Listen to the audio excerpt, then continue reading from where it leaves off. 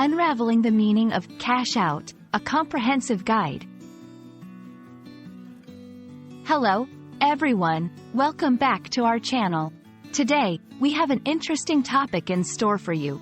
We are going to delve into the meaning and usage of the phrase, cash out. Whether you are a beginner or an advanced English learner, this video is tailored to help you understand this phrase in various contexts. So, let's get started. The phrase, cash out, can be used in different contexts, and its meaning may vary accordingly.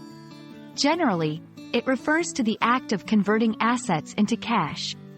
This could be in a financial context, where someone decides to sell their stocks or withdraw money from an account. It might also be used more broadly to describe leaving a situation or ending an involvement in something. Example 1. Financial context. After the stocks increased in value, I decided to cash out and take my profits. In this scenario, cash out means to sell the stocks and convert them into cash. Example 2. Leaving a situation. The party was getting too loud, so I chose to cash out and go home. Here, cash out is used more figuratively to mean leaving the party. Now that we've seen some definitions, let's look at how to use cash out in a sentence.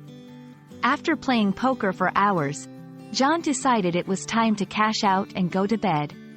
In this sentence, cash out means John decided to convert his poker chips back into cash and leave the game.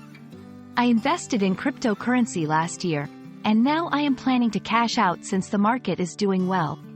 Here, cash out means to sell the cryptocurrency and turn it into cash. When using the phrase, cash out, it's important to ensure that it fits the context of your sentence.